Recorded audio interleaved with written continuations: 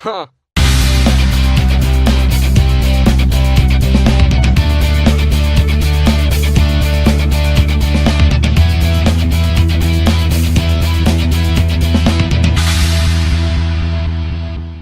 Hey guys, it's Dane at Jonah Guitars, and I got a brand new build series I'm going to start uploading.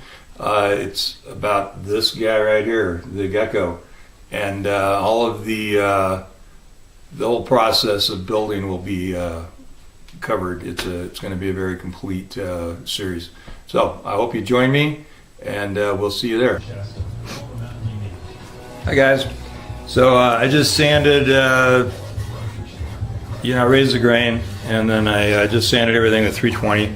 So I went up another grit, and now I'm working on connecting the handle, basically. Let me I'll point it down this way.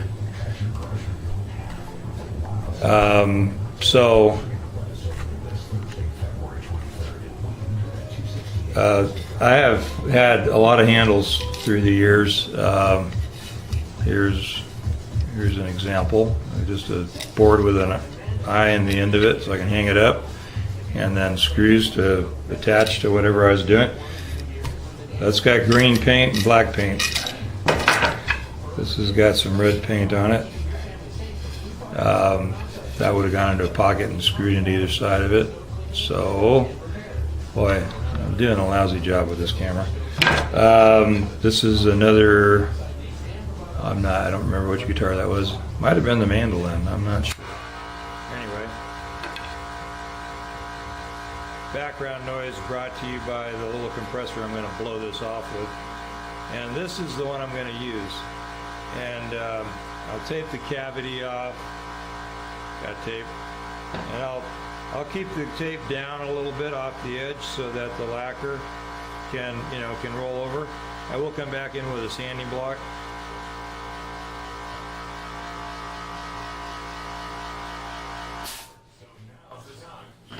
Yelling over a compressor that I don't even need to have on right now. So I'll after I lacquer it, and I'll leave all these edges exposed except for tape. But I'll come down a little bit so that when you peel the tape, you don't peel lacquer off the face of the guitar. You don't want to do that. There's already a little step in the back of this one, so it won't be laying down tight against this bottom edge.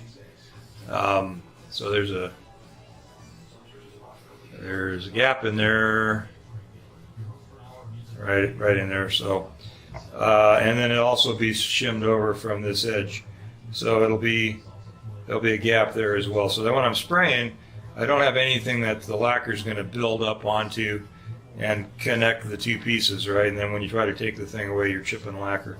What little bit I have hanging over the edge here, or up above here, or around here, I'll just take a little sanding block too, and just sand that down, even with the pocket, all the way around. And then when the neck gets glued in, no harm, no foul. So I'm taping this off so that the bulk of it does not get any lacquer on it, because I want that for my glue surface. Okay, so I'm going to go ahead and take this, find the right size screws, and get this attached. The back of the guitar here is thin enough that I can't screw into it, so I'm just going to be screwing through the side. This used to have, it had a screw going that way and a screw going that way. Previously. Now it's going to have two screws, one going straight across and one going at an angle back into here. So they'll both be attached into the side of the neck pocket. Okay.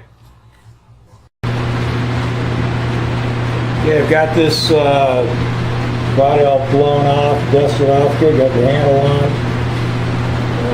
So I'm going to go ahead and shoot a coat of shellac on it. Chances are the compressor is going to kick in, and I'll just turn it over to some music or something.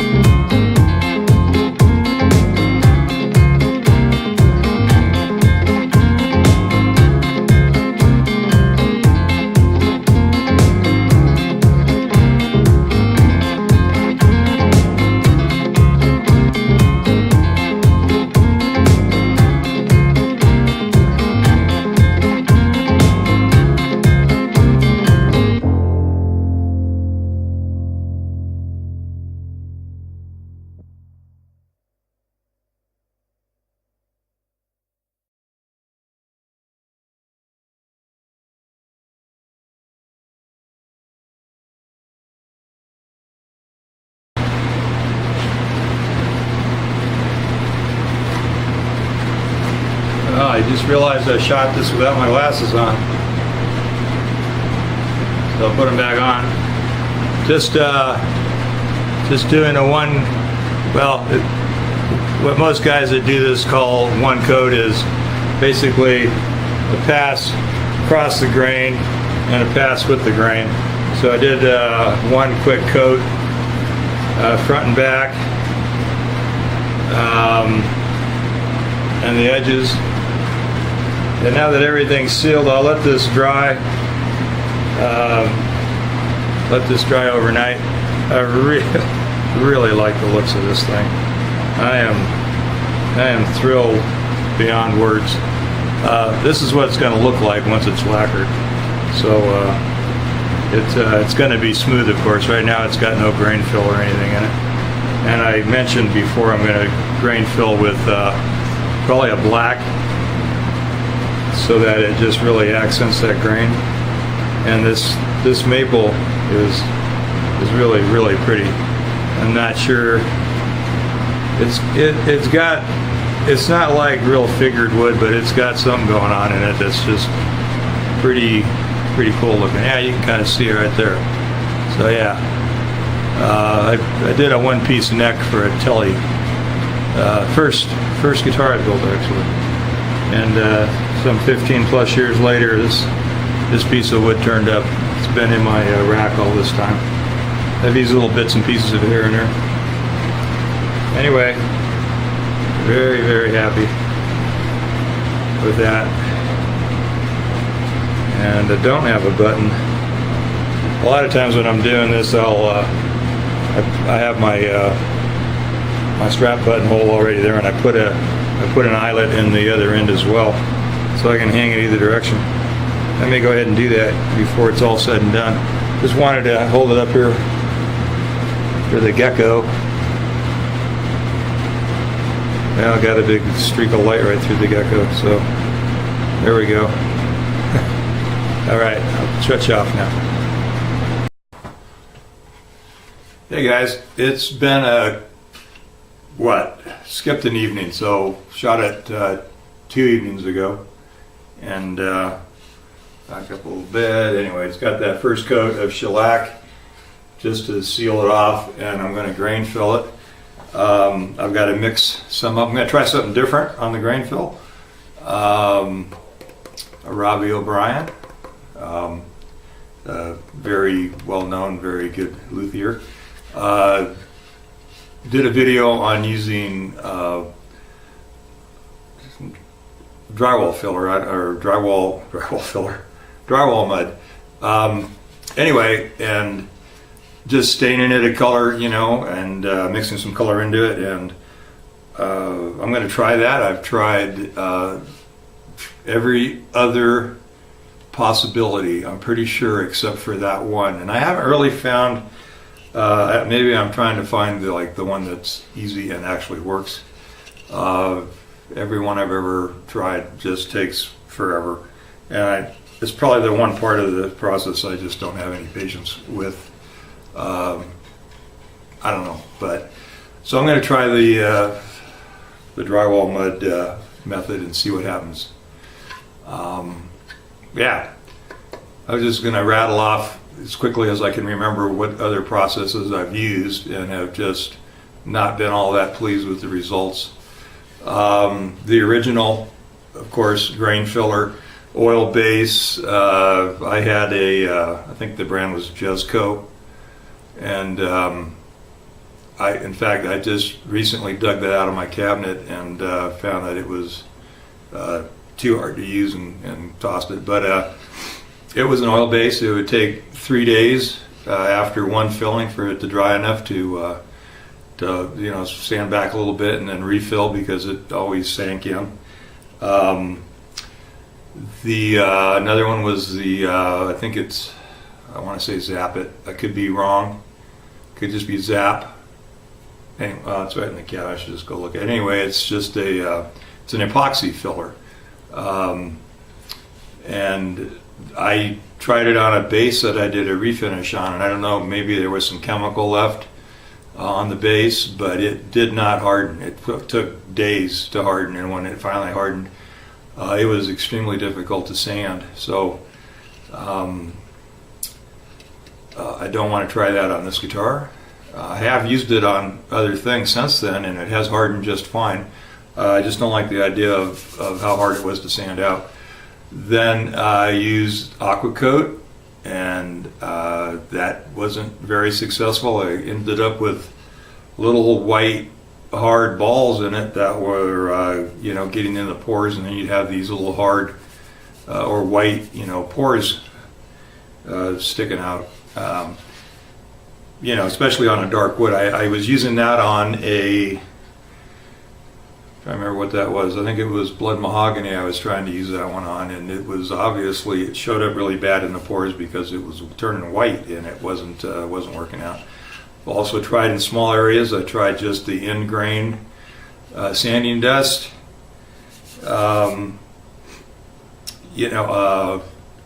in with shellac, kind of like French polishing, only with dust, and working that into the pores, and it worked okay, but it was extremely tedious. So there again, I'm looking for something that will do the job and just won't be extremely tedious. Seems like I'm running into too many of those things these days, so maybe I'm just losing patience with some of this. I don't know. But I'm going to try the drywall mud and see. I know that will sand easy. We'll see what happens. Before I do any of that, my shop is in such complete disarray that even I am embarrassed. And if I wasn't so humiliated, I might just take a quick pan with the camera and show you how bad it is, but I don't want anybody to see this. So I'm going to clean up, and then I'll do some grain filling. Hey, I wanted to mention how I made this little round back plate for the Nighthawk GECKO. Just out of a sheet of plastic, just rough cut it. I went ahead and cut the disc to the size of the hole. I sanded it down to fit the hole the way I wanted it to, and then I mentioned previously I was just going to freehand sand this thing to fit because I didn't want to have to try to hold this disc and this right up against this cutter here with just the template on it. But you can see that I came up with the idea of putting a handle on the template, which is what this, just a piece of dowel like closet rod, and I just screwed the template to the end of it and then double stick taped the plastic onto that, and then just ran it around the router this way to be able to hold on to it and just run it right around the cutter. So that worked out pretty slick. So if you're doing something like that with a small piece, it doesn't have to be a circle, it could be anything, any small piece of plastic you're trying to trim to the template and you don't want to get your fingers that close. This worked out pretty slick. I'm probably blocking that, but yeah, you can see, it just goes right around the cutter that way. So just wanted to throw that in somewhere, and a little quick tip there. Alright, well, I got the shop cleaned up, and I'm going to mix up some of this drywall mud, wallboard joint compound, drywall mud.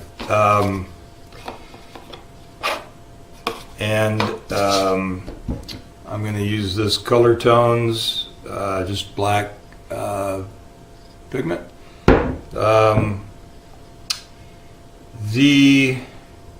This says it's specifically for lacquer finish. This stuff has to be somewhere, I don't know, it's going to be about 10 years old, probably. And it's kind of dried out in there. Well, it's not dry.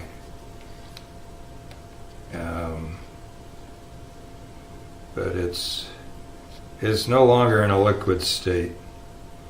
I'm going to put it in like this. This makes it very concentrated, and hopefully it'll color this this mud up pretty quick. So I thought originally I might just kind of experiment with this off camera so that any of the really horrendous goof ups I wouldn't have evidence of, but let's just do this full disclosure thing here. Like I said before, this is the first time I've tried this method. I'm pretty confident that this drywall mud will sand pretty easily, more so than, say, what's it? The epoxy that I used before. I'm closer to that cabinet, so I'll grab that. I told you about the aqua coat. I actually threw the aqua coat away. I was pretty disgusted with that. I think I threw it away. I might have pulled it back out. Sometimes I get a little rash. I know, actually, I threw it away because I know I tried that product about 3 times. Like I said, the last time I used the, this is called Z-Epoxy. The last time I used the Z-Epoxy, it hardened up just fine. In fact, I used it on the edge of the fretboard for the Martin, 78 Martin. If you want to see how I use this on the Martin, go watch that series. This is brand new sheetrock mud here. It's not 10 years old. I wouldn't try to reconstitute this stuff after that long. I am kind of whipping this up a little bit here. Add some moisture on the bottom. I'm not going to make up a ton of this stuff. I'm just gonna do a bit in here.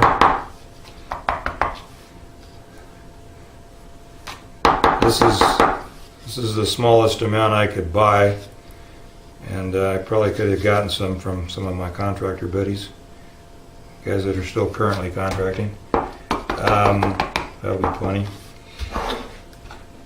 And by the time I need this again, this won't be any good. It'll dry out. Maybe I should do a giveaway. Leftover drywall mud. Okay, let's see. Well, you know, if I stick that in the mud, then I'm going to get mud in the black stuff. Figure out a better way to get this out of here. Should have thought about this a little bit. There we go. That's a pretty good amount. Well,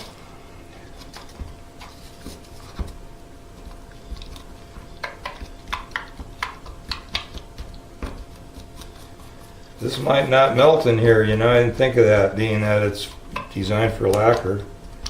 Maybe I will be using more. Yeah, this doesn't look like it's melting. It just looks like it's making little black circles in it.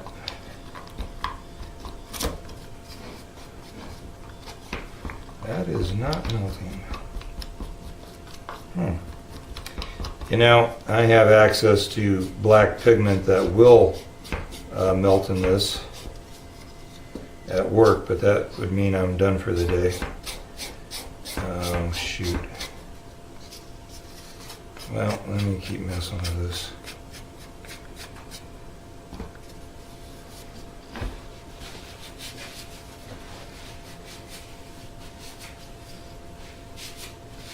All right, full disclosure. I will air this because I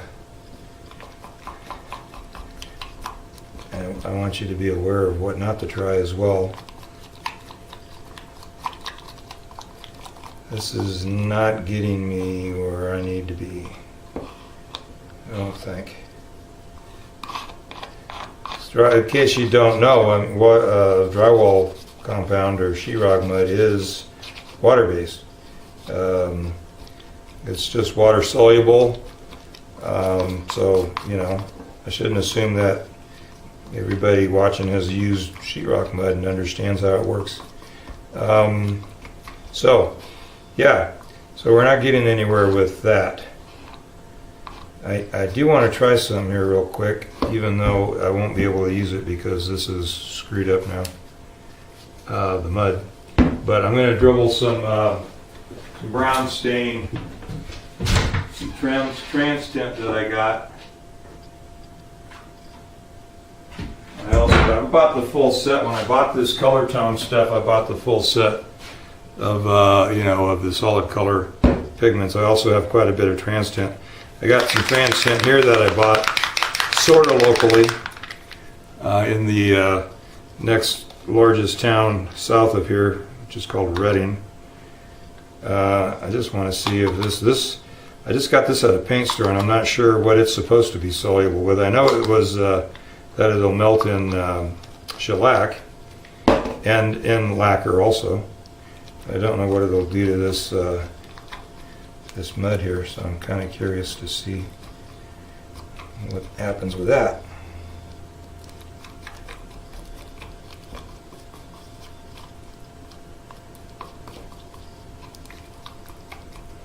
Well, it is.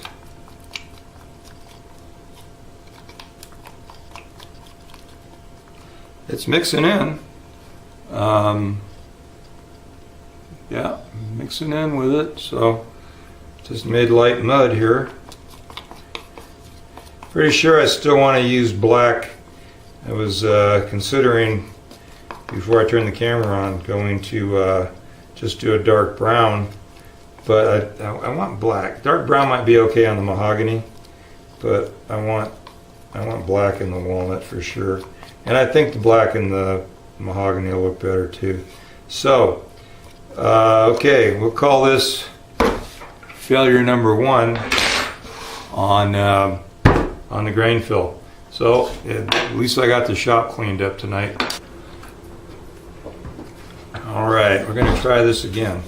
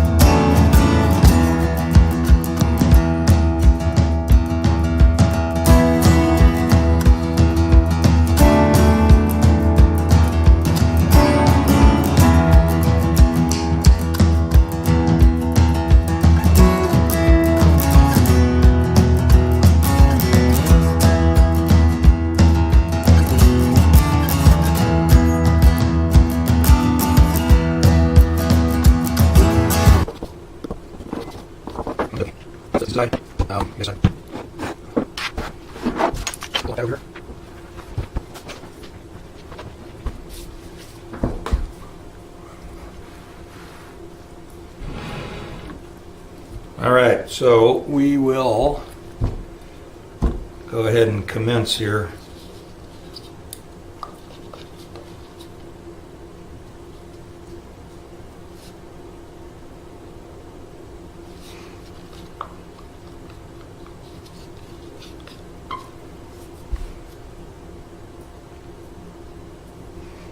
Put a little more black in this. I'm not completely happy yet.